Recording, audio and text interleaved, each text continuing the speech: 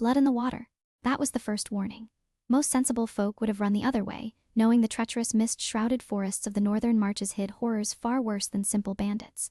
But Rosalind was a healer, and the agonizing, rattling breath echoing through the frozen pines tore at her conscience. She plunged into the freezing rapids to drag out a beast that should have terrified her. A dire wolf of impossible size, its obsidian coat matted with blood, its side pierced by silver. She thought she was merely saving a wild animal. She had absolutely no idea her hands were mending the broken body of the Alpha King, or that saving his life would drag her headfirst into a brutal, bloody war for the crown.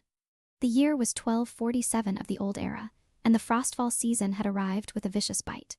Rosalind stood on the muddy banks of the Oak Haven River, pulling her heavy wool cloak tighter around her slender shoulders. As the village herbalist and healer, her life on the fringes of Lord Harlan's FF was one of quiet, solitary survival. The villagers of Oak Haven respected her skills, trading grain, salted meats, and coin for her salves and tinctures. But they kept their distance. To them, a woman who lived alone at the edge of the Whispering Woods, unafraid of the dark, was a woman to be approached only in times of desperate need. Today, Rosalind was hunting for winter root, a rare tuber that grew only where the riverbanks froze over. She was miles from the safety of her thatched roof cottage when she saw it, a thick crimson ribbon swirling through the icy, fast-moving currents. It wasn't the blood of a deer or a wild boar. There was too much of it, painting the frothing rapids a grotesque shade of rust. Dropping her woven basket, Rosalind followed the grim trail upstream. The wind howled through the barren branches of the ancient oaks, sounding almost like a woman mourning. But as she rounded a sharp bend in the river, the howling of the wind was replaced by a sound that made her blood run cold. A deep, wet, ragged sound of an animal fighting for its last breaths. Lodged against a cluster of jagged river stones, half submerged in the freezing water, was the largest wolf Rosalind had ever seen. She froze, her heart hammering against her ribs like a trapped bird. This was no ordinary timber wolf. Its body was massive, easily the size of a draft horse with a coat as black as a starless night. But it wasn't the sheer, terrifying scale of the beast that held her in place. It was the ruin that had been made of it. 3 arrows protruded deep from its rib cage, their fletchings torn and waterlogged. Even from 10 yards away, Rosalind recognized the dull, sickly gleam of the metal shafts. Silver. To a normal beast, silver was just metal. But in the northern marches, everyone knew the legends of the Lyanthropes, the skin walkers who ruled the mountains beyond the human borders. Silver was a death sentence for their kind. The wolf's head rested on a mossy stone, its eyes closed, its massive chest rising and falling in terrifyingly shallow increments. It was dying. Reason screamed at Rosalind to run. If this was a lichen, an apex predator of the northern packs, it could snap her spine with a single bite, even in its death throes. But as she took a step back, the beast's eyes fluttered open. They were the color of molten gold, piercing and profound. They didn't hold the feral panic of a trapped animal. They held a startling, desperate sentience. The wolf looked at her, let out a low, pitiful whine, and laid its head back down in the freezing water, seemingly accepting its end. Rosalind's healer's instinct, honed by years of piecing together broken bodies, violently overrode her fear. "You foolish, brave girl," she muttered to herself, abandoning her heavy cloak on the riverbank. She waded into the rapids. The cold hit her like a physical blow, driving the breath from her lungs. Ice crystals tore at her thick skirts as she pushed through the waist-deep water, fighting the current. When she reached the beast, she fully expected it to thrash or bite. Instead, as she placed her trembling, freezing hands on its thick, wet fur, the wolf remained perfectly still. "I'm going to get you out of here," Rosalind whispered, her teeth chattering. "But you have to help me. I cannot lift you." She waded back to the shore, retrieving her thick wool cloak and a length of sturdy hemp rope she always carried for bundling firewood. Returning to the wolf, she managed to slide the cloak beneath its massive forelegs, tying the rope to the thick brass clasp of the fabric.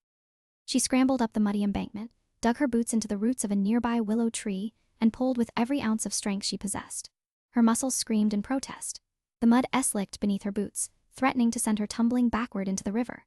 Slowly, agonizingly, the massive black beast slid off the rocks and onto the muddy shore, leaving a horrific trail of dark blood in the snow. It took Rosalind 3 agonizing hours to drag the wolf the 2 miles back to her cottage. She utilized fallen branches to create a makeshift sled, her hands blistered and bleeding from the coarse rope. By the time they reached her secluded home, the sun had dipped below the horizon, plunging the world into a freezing twilight. She didn't take the beast into her small living quarters. Instead, she dragged the makeshift sled around the back, hauling the massive animal down the sloping dirt ramp into her root cellar. It was secluded, warm and clear's throat hidden from the prying eyes of any villager who might happen upon her property. As she lit the oil lanterns hanging from the low wooden beams, casting a warm, flickering glow over the damp stone walls, Rosalind looked down at the creature. It was barely breathing. The real work, the impossible work, was about to begin. The cellar smelled heavily of dried lavender, bundled sage, and the overwhelming metallic stench of blood. Rosalind worked with frantic precision, her sleeves rolled up to her elbows, her hands stained crimson. She had built a roaring fire in the small stone hearth she used for distilling tinctures, setting a large iron pot of water to boil. On a wooden table beside the dying wolf, she laid out her most potent supplies: dried ero for the bleeding, crushed comfrey root to knit the tissue, and a sharp sterilized iron scalpel. "This is going to hurt," she whispered to the unmoving mountain of black fur. "I am so sorry." Silver arrows were barbed. They couldn't simply be pulled out. They had to be cut free. As Rosalind pressed the blade into the wolf's thick hide to widen the entry wound, the beast let out a deafening roar that shook the very foundations of the cottage. Its massive jaws snapped the air inches from her face, revealing teeth that could easily crush a human skull. Rosalind threw herself backward, her heart leaping into her throat, but the wolf didn't lunge. It panted heavily, its golden eyes locking onto hers. To her utter shock, it didn't look angry. It looked apologetic. It slowly lowered its head back onto the stone floor, deliberately turning its muzzle away from her, exposing its wounded side. "It understands," Rosalind realized, a shiver running down her spine. "It is allowing me to do this." For the next 4 hours, the cellar was a theater of agony. Rosalind painstakingly cut away the poisoned, blackened flesh surrounding the silver arrowheads. The silver hissed and popped upon contact with the wolf's blood, a toxic reaction that was slowly killing the creature. Every time she pulled a jagged arrow head free, the wolf shuddered violently, whimpering low in its chest, but it never snapped at her again. When the final arrow was extracted, tossed with a heavy clatter into an iron bucket, Rosalind collapsed back onto her heels. Exhausted, she packed the gaping wounds with a thick paste of ero and honey, binding the beast's massive torso in clean linen bandages. She stayed by its side through the night, wiping the feverish heat from its snout with a cool, damp cloth, humming a soft, wordless lullaby her mother had taught her. By the time the morning light filtered through the small grates of the cellar, the wolf's breathing had finally evened out. The fever had broken. Rosalind pulled herself up on weary legs. She needed more bandages, and she needed fresh meat to rebuild the beast's strength. That meant a trip to Oak Haven. The village square was unusually crowded for a Tuesday morning. As Rosalind purchased 3 butchered chickens from the local farmer, she noticed a tense, fearful energy buzzing through the throngs of people. Men stood in tight circles, their voices hushed but frantic. She stopped by the blacksmith's forge to collect a set of iron nails she had ordered. Gideon, the hulking, soot-stained smith, handed her the canvas bag with a grim expression. "You best stay close to your cottage, Rosalind," Gideon rumbled, wiping sweat from his brow. "Lock your doors tight. Dark times are coming from the north." "What has happened, Gideon?" she asked, tying the coin pouch to her belt. "News arrived at dawn by courier," the blacksmith replied, his voice dropping to a low whisper. "The king of the Blood Moon Pack, King Al Alaric, has been murdered, assassinated in the mountain passes by his own kin." Rosalind's blood ran cold.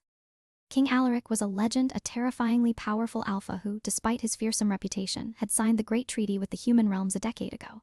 He was a creature of honor who kept the rogue Lichens from raiding human settlements. "Who?" Rosalind breathed. "His younger brother, Andrew." Gideon spat the name like a curse. "Andrew has seized the throne, declared himself the new Alpha King. And Andrew hates humans. They say he's already massing his war bands on the borders. He blames human poachers for the ambush on his brother to justify breaking the treaty." Rosalind hurried back to her cottage, her mind racing with a terrifying, impossible theory. An Alpha King assassinated in an ambush. A massive, unnatural wolf found dying in the river on the edge of the human territories, pierced by silver. She practically flew down the stairs into the cellar. The wolf was awake. It lay on the bed of straw she had made for it, its golden eyes tracking her every movement. Rosalind dropped the butchered chickens onto the stone floor. She walked slowly to the iron bucket in the corner and picked up one of the blood-stained silver arrows she had extracted from the beast. She wiped the gore away from the wooden shaft and examined the fletching. Her breath caught in her throat. The feathers were dyed a deep, unmistakable crimson and gold. It was the crest of Lord Harland, the ruler of Oak Haven. Andrew hadn't just blamed human poachers, he had conspired with them. Lord Harland had helped ambush the Alpha King. She looked back at the giant black wolf. It was watching her with an intelligence that was far too sharp, far too knowing. "You aren't just a soldier, are you?" Rosalind whispered to the shadows of the cellar, the realization crashing over her like icy river water. 3 days passed in a tense, claustrophobic haze. Rosalind kept the cellar doors locked from the outside, living in a constant state of paranoia. She jumped at every rustle of the wind through the dead oaks, terrified that Lord Harland's guards, or worse, Andrew's lichen trackers would appear on her doorstep. The wolf's recovery was nothing short of miraculous. Lycanthrope healing was legendary, but witnessing it was entirely different. The deep, jagged ravines in its flesh were knitting together at a visible rate. By the third evening, the beast was standing, pacing the confines of the small stone cellar with a restless, predatory grace. Despite the sheer danger it represented, a strange, quiet bond had formed between them. When Rosalind sat on the floor grinding herbs, the massive beast would lay its head near her lap, allowing her to stroke its thick, coarse fur. When she spoke to it, venting her fears about the village gossip and Lord Harland's betrayal, it would listen, its ears swiveling to catch every inflection of her voice. On the fourth night, a violent storm rolled over the northern marches. Thunder rattled the glass panes of Rosalind's cottage, and torrential rain hammered against the thatched roof. Exhausted from her anxieties, Rosalind had retired to her small bedroom upstairs. She had just drifted into a restless sleep when a horrific sound jolted her awake. Crash! It came from beneath the floorboards, the cellar, the sound of shattering glass and splintering wood. Panic seized her. Had the wolf finally gone feral, or worse, had someone found them? Throwing off her wool blankets, Rosalind grabbed the heavy iron poker from her fireplace. Her hands shook violently as she crept down the narrow wooden stairs. The rain masked the sound of her footsteps, but her heart was beating so loudly she was certain it would give her away. She unlocked the heavy oak door leading down to the cellar and pushed it open. Total darkness greeted her. The oil lanterns had been extinguished. "Hello," she called out softly, her voice trembling. Are you all right?" Silence. Only the sound of the rain beating against the small ground-level grates. She carefully descended the stone steps, gripping the iron poker like a broadsword. As her eyes adjusted to the gloom, she saw the destruction. Her wooden work was smashed to kindling. Glass vials of precious tinctures lay shattered across the floor. Suddenly, a movement in the darkest corner of the room caught her eye. It wasn't a wolf. A towering silhouette detached itself from the shadows. Rosalind gasped, raising the iron poker. But before she could even swing, the figure moved with blinding supernatural speed.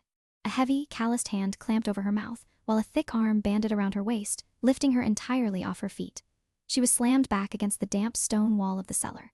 The iron poker clattered uselessly to the floor. Rosalind thrashed wildly, but her attacker was built like a mountain. As a flash of lightning illuminated the cellar through the grated windows, she finally saw him.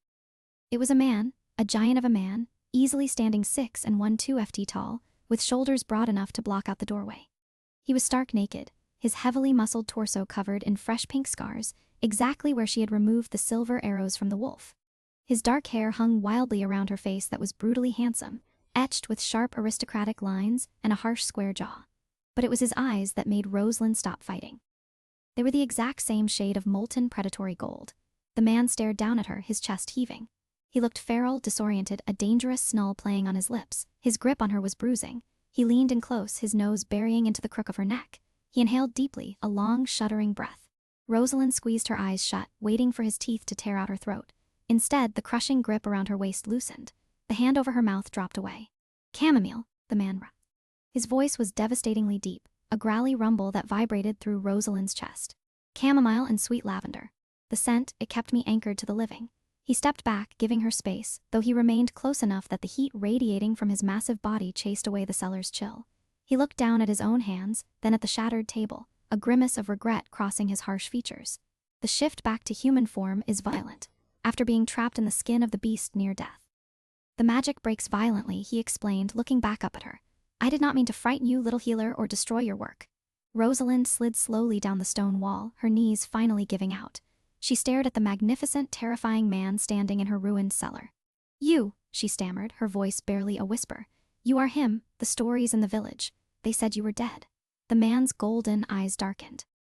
A terrifying aura of power suddenly rolling off him in waves. It was an oppressive, suffocating weight, the pure, unfiltered dominance of an alpha king. "My brother certainly wished it so," he growled. He reached out a massive hand, gently offering it to Rosalind to help her up. The contrast between his lethal strength and the gentleness of his touch was dizzying. "Clear's throat, I am Alaric, Alpha of the Blood Moon Pack. And you possess a bravery I have rarely seen in your kind." Rosalind hesitated before taking his hand. His skin was burning hot, his calluses rough against her palm. He pulled her to her feet effortlessly. "They say Andrew is massing an army," Rosalind said, her voice shaking as she pulled her hand back, crossing her arms defensively. "They say he blames humans for the ambush. He wants to wipe us out." All Alaric's jaw clenched tightly. Andrew is a coward who plays at being a king. He struck me from the shadows with poisoned silver-tipped weapons he traded from human traders.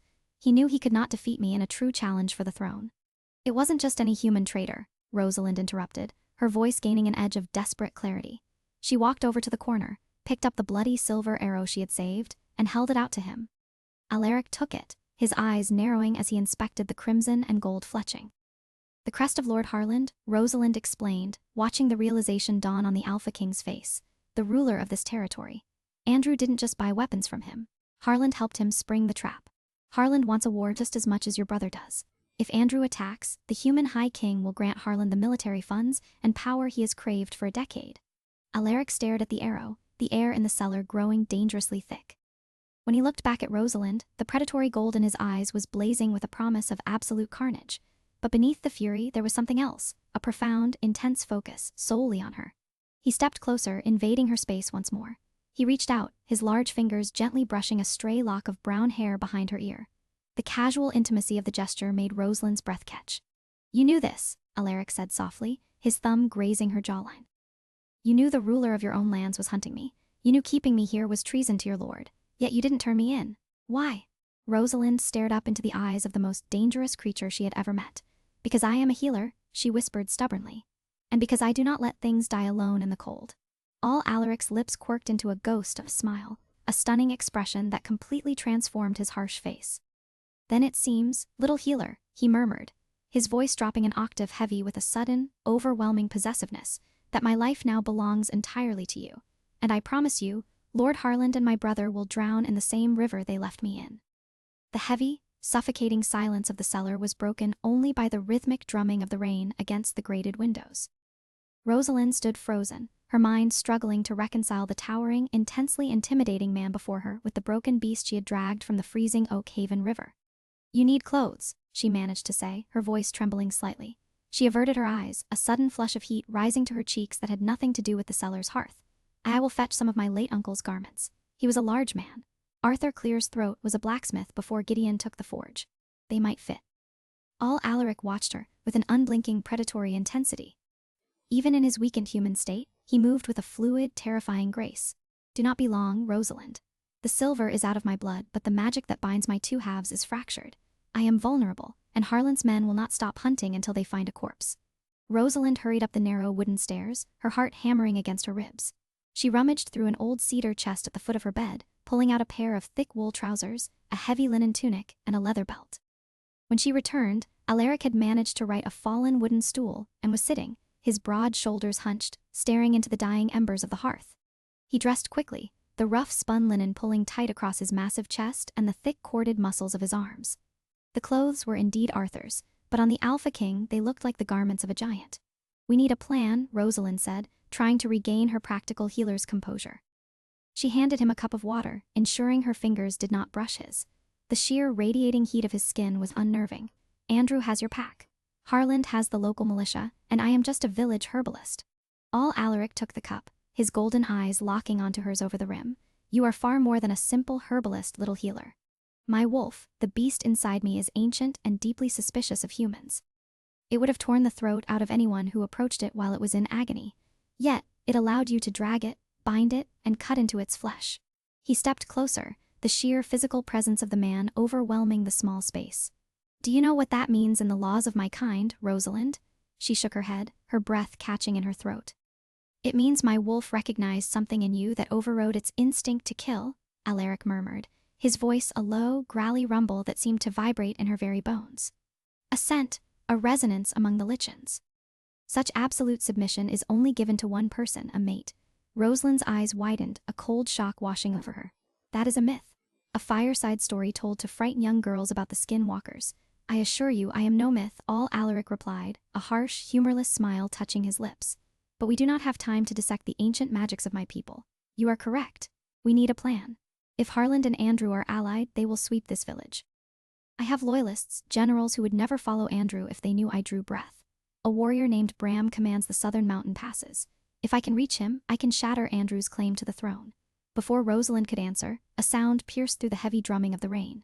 Thump, thump, thump. It was a heavy, authoritative pounding on the heavy oak door of her cottage upstairs. Rosalind's blood turned to ice. She looked at Alaric, absolute terror in her eyes. Rosalind of Oak Haven. A muffled, harsh voice barked from outside. Open the door. By order of Lord Harland, this property is subject to search. Captain Sterling, Rosalind whispered, her hands shaking. He is Harland's chief enforcer, a brutal man.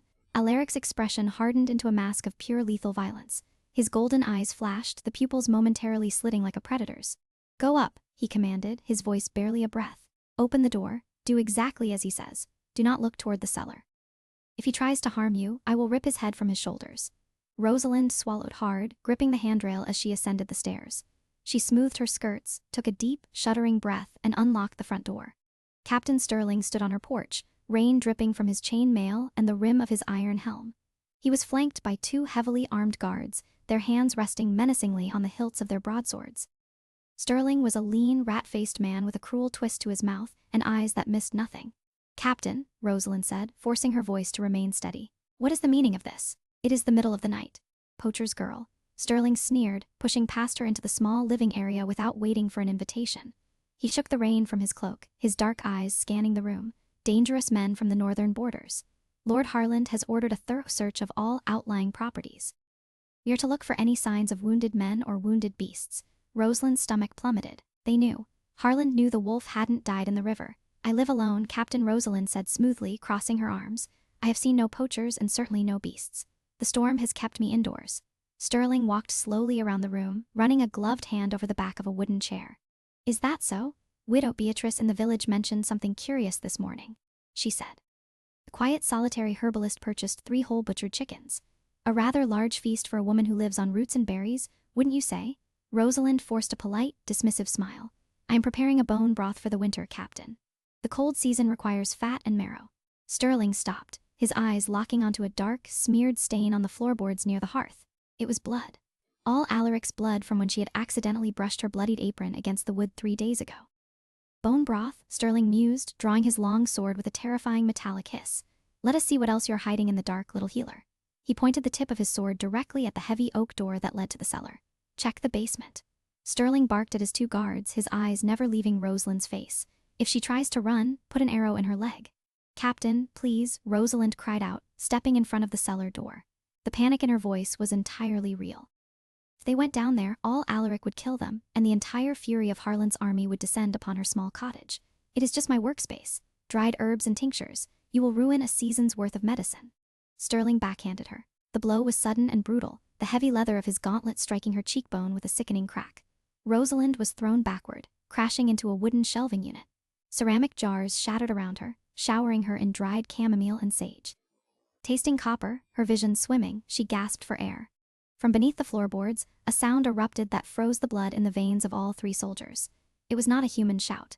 It was a roar, a deep, resonant, chest-rattling vibration of pure demonic fury that shook the very foundations of the cottage. The heavy oak door to the cellar didn't just open. It exploded outward, the iron hinges tearing free from the stone wall with a shriek of tortured metal. All Alaric stepped through the splintered ruins. He was not a wolf, but in that moment he looked infinitely more terrifying. His eyes were glowing a brilliant, unnatural gold in the dim light of the cottage. The muscles in his neck and arms were corded with tension, and an oppressive, suffocating aura of dominance flooded the room. The 2 guards stumbled backward, their swords shaking in their hands. Merciful Creator, one of them whispered. You struck her, all Alaric growled. The sound was layered, 2 voices speaking at once, the harsh cadence of a man and the vicious snarl of a beast. Sterling recovered his wits, raising his long sword. The Skinwell Walker, kill him. Lord Harland promised 50 pieces of gold for his head. The 2 guards lunged. It was a slaughter. All Alaric didn't reach for a weapon. He moved faster than the human eye could track. He sidestepped the first guard's thrust, his massive hand snapping out to grip the man's throat. With a sickening crunch, the guard's neck broke, and Alaric tossed the lifeless body aside like a broken doll. The second guard screamed, swinging his blade in a wide, desperate arc. Alaric caught the man's wrist in midair. The sound of shattering bone echoed through the room as Alaric twisted, burying his elbow into the soldier's chest, caving in his rib cage. Sterling watched his men die in a matter of seconds. Cowardice overtook his greed. He spun on his heel and bolted for the open front door, desperate to escape into the storm. Alaric was on him before he took 3 steps. He grabbed the captain by the back of his chain mail collar, lifting the grown man entirely off the ground. Tell Harland, Alaric whispered softly into Sterling's ear, his voice suddenly terrifyingly calm. Tell him the Alpha King remembers the scent of his arrows. Tell him to keep his throat well guarded. All Alaric hurled Sterling through the open doorway. The captain crashed into the muddy snow of the front yard, scrambling to his feet in sheer terror and sprinting into the darkness of the whispering woods, abandoning his dead men. Clear's throat silence descended upon the ruined cottage, save for the howling of the wind outside. Alaric turned slowly to face Rosalind. The golden feral glow in his eyes was slowly receding, replaced by the dark, intense Clear's throat gaze of the man. He walked over to where she sat amid the broken ceramic and herbs dropping to one knee before her. He reached out, his massive, calloused fingers incredibly gentle as he tilted her chin upward. A dark bruise was already blooming across her cheekbone where Sterling had struck her. A low, painful whine escaped Alaric's chest, a sound born entirely of his wolf. "I am sorry," he rasped, his thumb brushing lightly beneath her eye. "I was too slow. I should have killed him before he touched you." "If you had killed him, the entire militia would have burned the village to the ground looking for you." Rosalind winced, though she leaned slightly into his warm touch. "You let him run on purpose." "I let him run so Harlan knows I am coming for him." Clear's throat Alaric corrected darkly. He stood up, pulling her to her feet with him. "But we cannot stay here. Sterling will reach the keep in an hour. Harland will send his entire garrison, and they will burn this cottage with or without us inside it. We must leave now." Rosalind looked around at the only home she had ever known. The shattered wood, the dead soldiers on her floor, the life she had carefully built over years of quiet solitude. It was all gone. To stay meant death for treason. To run meant fleeing into the treacherous, freezing wilderness with a deposed Alpha King who was being hunted by 2 armies. She walked over to the corner, pulling on her heavy wool cloak and grabbing her thickest leather satchel. She rapidly packed it with her most vital medical supplies, Eero, clean linen, silver leaf, and a small hunting knife. "Where do we go?" she asked, turning to face him. Her fear was entirely eclipsed by a sudden, fierce determination. She had saved this king. She refused to let him die in the snow. Alaric looked at her, a profound respect, wearing with the possessive instinctual drive of his inner beast. "North," he said, holding his hand out to her, "into the deep mountains, to the stronghold of my loyalist, Bram. Clear's throat it will be a brutal journey, Rosalind. The cold will be the least of our enemies." Rosalind walked past the dead guards, stepping over the threshold and into the violent, freezing storm. She looked back at the towering man in her doorway. "I survived dragging a giant wolf out of an icy river," Rosalind said, pulling her hood up over her dark hair. "I think I can survive a walk in the woods." "Lead the way, Your Grace." A fierce, incredibly dangerous smile spread across all Alaric's face. He stepped out into the storm beside her, his massive frame shielding her from the brunt of the wind. "You will not call me Your Grace, little healer," Alaric murmured, his voice cutting through the roar of the gale as they vanished into the treeing. "You are the one who bled for me. You will call me Alaric, and I swear on the blood of my ancestors, no harm will ever come to you again." The Whispering Woods earned their name from the way the wind tore through the jagged ravines, sounding like 1,000 voices crying out in warning. For 3 grueling days, Rosalind and Alaric moved through the blinding white of the northern marches. The storm had eventually broken, leaving behind a frozen, crystalline world that was as beautiful as it was deadly. Had she been alone, Rosalind would have perished by the second night. The snow drifts were waist-deep in places, and the sheer drop-offs hidden beneath the powder were treacherous. But she was not alone. All Alaric moved through the brutal landscape with the unstoppable force of a glacier. When her legs grew too numb to continue, he lifted her onto his massive back, carrying her for miles without a single alteration in his breathing. At night, he dug shallow caves into the snowbanks, sheltering her with his own body. The supernatural heat radiating from his skin became her only tether to life, a stark contrast to the freezing winds howling outside their makeshift dens. It was during these quiet, terrifyingly intimate nights that the truth of their bond crystallized. Rosalind, wrapped in her late uncle's heavy cloaks and pressed flush against the broad expanse of the Alpha King's chest, listened to the deep, rhythmic thrum of his heart. The histories of the House of Kavanagh, the oldest chroniclers of my kind, speak of the mate bond not as a choice, but as a biological imperative. Clear's throat Alaric murmured into the darkness of their snow cave on the 3rd night. His fingers absent-mindedly stroked her damp hair, a gesture of profound possessiveness that sent shivers down her spine that had nothing to do with the cold. "It is not a human romance, Rosalind. It is a soul tether. When my beast looked upon you in that cellar, it did not just see a healer. It saw the other half of its own pulse." Rosalind looked up, meeting his glowing golden eyes in the gloom. "And what does the man see?" she asked softly, her voice barely a whisper above the wind. Alaric's hand stilled.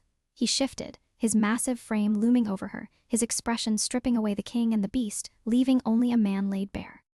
"The man," he rasped, his thumb brushing over the fading bruise on her cheek, sees a woman who waded into freezing rapids for a monster. A woman who stood her ground against armed soldiers to protect a creature she owed nothing to. The man sees his queen. Before Rosalind could process the sheer weight of his words, a sound pierced the snowy silence. It was distant but unmistakable. A howl. It was a jagged, multi-tonal shriek that tore through the night sky, followed instantly by two more. Alaric's body went rigid. The tender lover vanished, replaced instantly by the apex predator. Andrew's trackers, he growled, pulling her to her feet and kicking snow over the small embers of their fire. The blood sworn, his elite guard. They have picked up our scent. Harlan's scouts must have directed them to the tree. They ran. For hours they pushed relentlessly up the steep incline of the jagged peaks. The air grew perilously thin, burning Rosalind's lungs with every frantic breath. The howls were growing closer, echoing off the canyon walls, an agonizing countdown to a violent end. Just as the first pale light of dawn broke over the jagged crest of the mountain, a sheer cliff face blocked their path. Dead end. Rosalind spun around, drawing her small hunting knife. It was a pathetic weapon against lichens, but she refused to die cowering. 3 massive wolves, 2 gray, 1 a mottled, sickly brown, erupted from the tree below, their jaws slathering, eyes fixed on their prey. But as the leading wolf bunched its massive hind legs to leap, a shower of black-fletched arrows rained down from the cliffs above. The gray wolves yelped, tumbling backward as the steel-tipped shafts pierced the snow mere inches from their paws. The brown wolf snarled, looking up. "Hold your ground, traitors." A booming voice echoed from the icy ledge 50 ft above them. A dozen men and lichens in partial shift dropped from the cliffs, landing with earth-shattering thuds between Alaric and the pursuing trackers. They were clad in heavy furs and black iron armor, bearing the crest of a silver crescent moon. A man entirely clad in steel plate pushed his way to the front of the defensive line. He was older, his face a map of white scars, carrying a broadsword that required 2 hands to lift. General Bramwell leveled his massive sword at Alaric, his eyes narrowed in suspicion. Captain Sterling of the Human Guard reported the Alpha King dead in the river. He reported a Skinwalker demon slaughtered his men in Hookhaven. "Who are you, and why do you wear the face of my dead king?" Alaric didn't raise his hands. He didn't flinch. He simply stepped forward, letting the overwhelming, crushing aura of his alpha bloodline roll outward. It hit the canyon like a physical shockwave. Several of the Lycan soldiers gasped, their knees buckling under the sheer instinctual pressure of their true ruler. "A demon did not slaughter Sterling's men," Bramwell Alaric's voice boomed, carrying the absolute uncompromising authority of the throne, "and water and silver are not enough to kill me. I am Alaric of the Blood Moon, and I have come to take my kingdom back." Bramwell stared, his jaw slackening. He looked at the healing silver-burned scars visible at the collar of Alaric's tunic. Slowly, the veteran general lowered his broadsword. He dropped to one knee in the deep snow, bowing his head.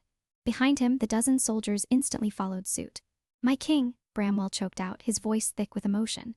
"We thought all was lost." "Not all, General," Alaric said, looking back over his shoulder at Rosalind, his golden eyes softening only for her. "Thanks to the bravery of a human healer. Now get us inside Iron Hold, the war has arrived at our doorstep." The fortress of Iron Hold was a masterpiece of brutalist architecture carved directly into the living granite of the northern mountains. Within its impenetrable walls, Rosalind finally found warmth. She was given the chambers of a highborn lady, her torn, blooded clothes replaced with rich velvets and thick furs. But there was no time for rest. By nightfall, the war horn sounded. Andrew had not just sent trackers, he had marched his main host. Below the towering walls of Ironhold, a sea of torches illuminated the valley. Thousands of rogue lichens loyal to the user stood side by side with Lord Harlan's heavily armored human mercenaries. It was a terrifying alliance of greed and bloodlust. From the high battlements, Rosalind stood beside Alaric. He was clad in the ancestral armor of the Blood Moon Kings, dark iron plates etched with silver runes, but his eyes were fixed on the valley below, burning with a lethal fire. "They intend to breach the gates before dawn," General Bramwell reported, his face grim. "They believe we are but a small rebel faction holding out against the new regime. They do not know you are here, sire." "Then let us enlighten them," Alaric stated coldly. He turned to Rosalind, his massive armored hands framing her face. The sounds of siege engines rolling into place echoed up from the valley. But in that moment there was only the two of them. "Stay within the keep, my heart," all Alaric whispered, pressing his forehead against hers. "Do not let them see you until the blood is washed from the stone." "Come back to me," Rosalind demanded, gripping the cold iron of his breastplate. "I did not drag you from that river just to watch you die on a battlefield." A ferocious, breathtaking smile graced his lips. "I am unkillable as long as you breathe, Rosalind." With a final searing kiss that tasted of impending violence and desperate promise, All Alaric vaulted over the battlements. He didn't use the stairs. He plummeted the 80 ft to the courtyard below, stripping away his iron armor midair as the shift overtook him. The sound of his transformation was a sickening crunch of bone and tearing flesh, amplified by the sheer scale of his power. When he hit the ground, he was no longer a man. The Alpha King had returned. The beast that Rosalind had nursed in her cellar was terrifying. But the fully healed, battle-ready dire wolf that stood before the gates of Ironhold was a nightmare made flesh. He was a colossus of midnight fur and muscle, his roar shattering the icy air and silencing the opposing army's war drums instantly. The heavy iron gates of the fortress swung open. Andrew, riding at the head of his army on a massive destrya, went pale. The User King looked exactly like Alaric, but smaller, his features twisted by cruelty rather than hardened by duty. Beside him, Lord Harlan dropped his reins in sheer, unadulterated terror. "Kill him," Andrew Clear's throat shrieked, his voice cracking with panic. "Fire the silver arrows, tear him apart." But the psychological damage was already done. The loyalist lichens pouring out of Ironhold behind Alaric howled in unison, a deafening chorus of righteous vengeance. All Alaric didn't wait for the arrows. He charged. The battle was not a clash of armies. It was a reckoning. Clear's throat Alaric tore through Andrew's vanguard like a scythe through dry wheat. Silver arrows bounced off his thick hide or missed entirely as he moved with blinding speed. He was a force of nature, driven by the betrayal of his blood and the fiercely protective instincts of his newly discovered mate. From the high balcony, Rosalind watched the chaos, her heart in her throat. She saw Andrew dismount, shifting into a formidable russet wolf, trying to flee into the treant while his men died for his vanity. Alaric intercepted him. The clash of the two royal brothers shook the earth. But Andrew, weakened by a life of deceit and soft living, was no match for the raw, hardened fury of the true king. Within moments, Alaric had his brother pinned beneath his massive paws, his jaws clamping down on Andrew's throat. A sickening snap echoed across the valley, and the usurper's reign ended in the blood-soaked snow. The rogue lichens, seeing their false king dead, instantly dropped to their bellies, submitting to the overwhelming dominance of all Alaric's aura. But the battle was not entirely over. Lord Harlan, realizing his treason was a lost cause, had slipped away from the main lines. Rosalind, her eyes tracking the movements below, spotted the treacherous lord sneaking toward the unguarded postern gate of the fortress, leading a small group of his most loyal silver-armed assassins. They intended to infiltrate the keep and murder the loyalist commanders from within while the battle raged outside. Rosalind didn't hesitate. She grabbed a satchel of supplies she had prepared from the fortress's apothecary and sprinted down the winding stone stairs to the lower courtyard. She reached the heavy wooden door of the postern gate just as Harlan's men kicked it open. Harlan stepped through, his long sword drawn, his aristocratic face smeared with soot. He stopped dead when he saw the lone woman standing in the courtyard. "The herbalist," Harlan sneered, recognizing her. "The traitoress who hid the beast. Kill her." Two assassins lunged forward. Rosalind didn't run. She reached into her satchel, pulling out a large glass orb filled with a shimmering silvery powder. It was crushed wolfsbane, concentrated silver flakes, and sulfur, a highly volatile mixture she used for cauterizing severe infected wounds. She hurled the orb at the stone floor directly beneath the assassin's feet. Crack! A blinding flash of white light erupted in the enclosed courtyard, followed by a thick, suffocating cloud of toxic, burning smoke. The assassins shrieked, dropping their weapons as the silver dust and sulfur seared their eyes and lungs. Harlan stumbled backward, coughing violently, swinging his sword blindly. Before the smoke could clear, a massive black shadow dropped over the courtyard walls. All Alaric, still in his horrific wolf form, landed without a sound. He didn't bother shifting back to human form to deal with the treacherous lord. With a single brutal swipe of his massive paw, Harlan was thrown across the courtyard. His chest caved in, his long sword clattering uselessly against the cobblestones. The courtyard fell utterly silent, save for the crackling of the distant fires. Alaric stood amidst the dissipating smoke, his chest heaving, his muzzle stained with the blood of his enemies. He looked at Rosalind, the golden fire in his eyes burning with a terrifying intensity. Slowly, agonizingly, the beast receded, the bones snapped back into place, the thick fur melting away into scarred, sweat-slicked skin. All Alaric stood before her, naked, panting, and entirely victorious. He didn't care about the cold. He didn't care about the groaning men outside the walls. He walked toward Rosalind, falling to his knees before her, wrapping his massive arms around her waist and burying his face in her stomach. "It is done," he breathed, his deep voice trembling with the adrenaline of the slaughter and the overwhelming relief of finding her safe. "The throne is mine, and my enemies are ash." Rosalind sank to her knees beside him, wrapping her arms around his broad, heavy shoulders, burying her face in his dark hair. She breathed in the scent of pine blood and the raw, earthy musk of the man she loved. "You are safe," she whispered, tears finally spilling hot down her cheeks. "My king." In the end, the blood-soaked snow of the northern marches bore witness not to a massacre of the innocent, but to the righteous wrath of a king returned from the dead. Alaric, bolstered by Rosalind's unyielding courage, reclaimed his throne, tearing the stolen crown from Andrew's treacherous hands and bringing Lord Harland's corrupt reign to ash. The war that threatened to consume both realms was extinguished before it could truly begin. But the greatest victory was not won on the battlefield. It was found in the quiet firelit halls of the Blood Moon Keep, where a human healer sat beside an Alpha King. No longer a hidden secret, but his fiercely protected queen and fated mate. Rosalind had waded into the freezing river, expecting to find a dying beast. Instead, she found her destiny, proving that true power stems not from silver or claws, but from the defiant mercy of a willing knot.